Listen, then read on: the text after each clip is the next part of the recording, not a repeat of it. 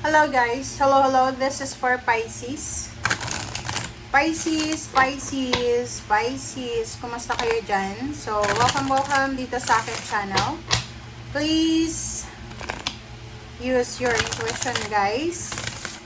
Okay, pwedeng makaresonate or hindi. So, gamitin natin ang ating intuition. So, this is for the second half of August 2026.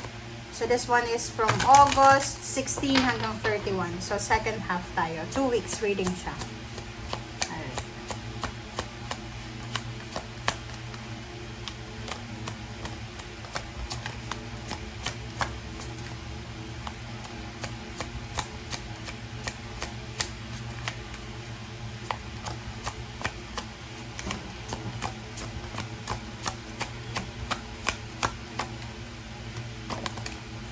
Okay, first card natin, Pisces Orphan.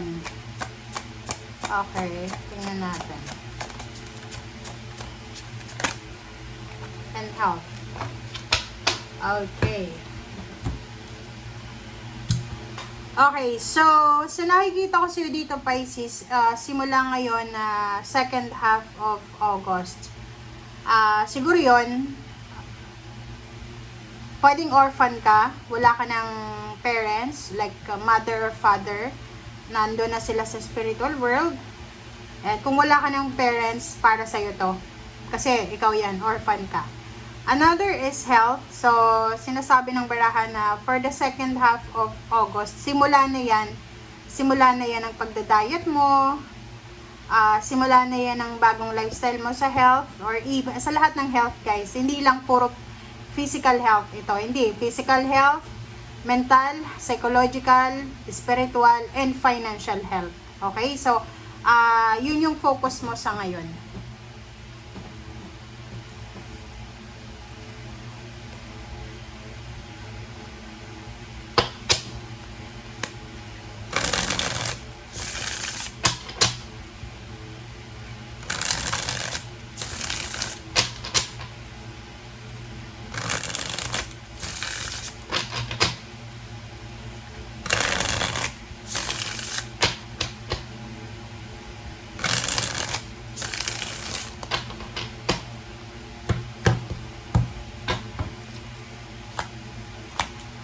Okay. 5 of Cups and 8 of Swords. 5 of Cups and 8 of Swords. So, sa nakikita ko sa'yo dito, posibleng mayroon kang mga panghihinayang or siguro marami kang pinagdaanan sa past mo, kay mga restrictions, stagnation, parang ganon, na parang pinanghihinayangan mo ngayon na second week na to, kasi parang iniisip mo na siguro kung naging matalino ako sa mga options and choices ko, decision sa past, siguro yon. Kasi dito orphan to so pwedeng sa second half ng August, lalo yung mga wala ng parents, siguro marirealize mo na kung nandyan lang yung parents mo, siguro yung mga achievements ka, meron kang mga victory and success na gusto mong ipakita sa kanila, and too late na kasi wala na sila. So medyo meron kang pagsisisi. Kumbaga sabihin natin, isinilang kang mahirap. Tapos ngayon nagkakaedad ka, siguro financially wala ka naman masyadong problema. Kaso lang wala na yung mga taong mahal mo sa buhay, lalo na yung parents mo or yung mga grandparents, parang ganun. Okay, next is 10 of Pentacles and 6 of Pentacles. So, nakikita ko sa'yo dito, sinasabi ng bara sa'yo dito, Pisces, na sa 2 linggong ito, mag-iingat ka sa paghahawak ng iyong pera. Kasi sa nakikita natin, marami kang pera Yung iba, baka naman yung iba sabihin, wala akong pera. So, kung wala kang pera, hindi yung reading na yan para sa'yo. Para yan sa mga may pera. Okay? So, sabi ng baraha dito, marami ka daw pera. Marami kang pera, so you need to be careful kasi maraming mga tao dito na they are trying to manipulate you or pwedeng gusto kang utangan, gusto kang hinga ng tulong, or kaano pa man mga capricious moves ng mga tao sa paligid mo. So you need to be careful. Wow! So nakikita ko sa'yo dito, ang galing, Pisces, congratulations. Congrats talaga sa inyo. Kasi kung makikita mo yung readings mo, sinasabi ng bara, kaya ka pala malungkot, kaya ka nangihinayang kasi, etong linggong ito, or etong 2 linggong ito, may mga pangarap ka, there's a parang childhood dreams ka, na matutupad mo sa ngayon. So, marami kang what if. Like, what if buhay pa yung parents mo? What if buhay pa sila? Eh, nakikita nila na successful ka na. 'Di ba? What if nakikita ng parents mo ngayon na marami ka nang ipon, marami kang investment, marami kang pera, parang ganon. Parang yun yung mga what ifs nyo.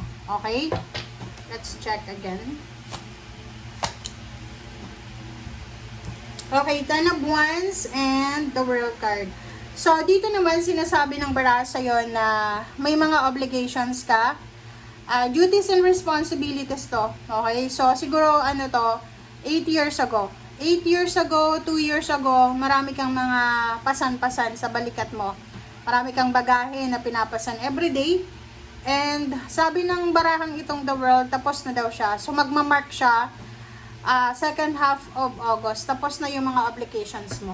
Okay? Tapos na yung mga pinapasan mong problema. And makakapagpahinga ka, kumbaga you will recharge your energy. Okay? Magkakaroon ka ng time para makapag-rest and rejuvenate. Or vacation. Okay?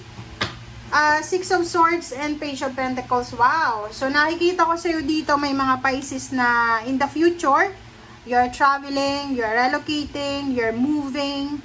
And sa ngayon, kung wala ka pa doon sa sitwasyon na yan, kung nasa Pilipinas ka, or nasa probinsya ka lang, sinasabi ng baraha, huwag kang mag-alala. Kasi ang future mo daw, yung future dito is traveler ka. Kumbaga, palipat-lipat ka ng mga bansa para mag-travel. Okay? Walang certain destinations. Wow! Okay, and sa ilalim mo dito is 6 of Cups and 3 of Cups and Temperance. So, sa nakikita ko sa'yo dito, kailangan mo ng pasensya sa 2 linggong ito. Kailangan mo ng dobleng pasensya. Bakit? Kasi, posibleng ikaw ay magbabakasyon sa Pilipinas or magbabakasyon sa iyong pamilya, sa probinsya, or kung saan ka man magbabakasyon. You are, tingnan mo. You are celebrating. You're celebrating with your past or celebrating with someone kung saan galing. Okay? So, sa kapamilya to. You need to be patient, kasi pag celebration yan, maraming mga tao na involved dyan. So, iba't ibang klaseng ugali, ganyan. So, you need to be careful sa halubilo, pakisalamuha. Kaya sabihin natin, kadugo mo yan. And, sinasabi ng baraha sa'yo dito na, about sa money, sinasabi dito, kailangan, yung simple lang. Okay? Kahit sabihin natin may pera ka, marami kang ipon, pero, sa panahon ngayon, wag masyadong bongga. As long as na masaya, okay na yon. Okay? Alright, so 5 of Cups and 10 of Wands. So nakikita ko sa'yo dito, siguro marami kang mga obligations, duties and responsibilities na pinapasan noon at ngayon. So para hindi daw magsisi ang mga Pisces sa mga nasayang yung oras, kasi baka masyado ka nang nagki-care sa ibang tao. Like, pinapasan mo lahat ng problema ng mga tao sa paligid mo, ng pamilya mo, and nakakalimutan mo na may sarili kang buhay. Sobra-sobra mong mahal ang ibang tao, na sinasacrifice mo yung pansarili mong kaligayahan para paligayahin yung mga mahal mo sa buhay. Sabi ng bara, sana wag umabot sa panahon na, or pagkakataon na magsisisi ka. 'Di ba? Yung plano mong ibiling cellphone, ipinamigay mo, parang ganon. Yung plano mong ganito, ganyan, ipinamigay mo. So, you need to be careful. Okay? The World card yung 8 of Wands. So, sabi ng baraha sa'yo, yung mga sacrifices mo na yan, yung baggages na yan, yung mga delays na yan, mga hang-ups, restrictions, ay matatapos na yan sa wakas. 10 of Pentacles and 4 of Wands, yun. So, if you are celebrating sa 2 weeks na to, congratulations, kasi sobrang peaceful, sobrang tranquil, sobrang masaya, financially walang problema kasi may pera, emotionally, walang problema kasi walang away, walang gulo. Wala ditong away at gulo sa 2 linggo. And 6 of Pentacles in the Moon, yun lang ang nakakatakot dito kasi pag alam ng mga tao na may pera ka, talagang dudumugin ka ng mga taong uutang sa'yo, hihingi ng tulong, ganyan, ganito. The Star and 6 of Swords, yun, may mga pangarap kayo sa buhay, may pangarap kang model na sasakyan na posibleng mabibili mo na or pinag-iipunan mo, may pangarap kang travel, may pangarap kang location, basta marami, destination, na posibleng unti-unti mo siyang matutupad. 4 of Pentacles and Page of Pentacles. So, dito sinasabi na yung ginagawa mong pag-iipon sa ngayon, kung anong ginagawa mo sa ngayon, i-continue mo lang yan kasi pagdating ng araw, mapapakinabangan mo yan. Okay? So, congratulations.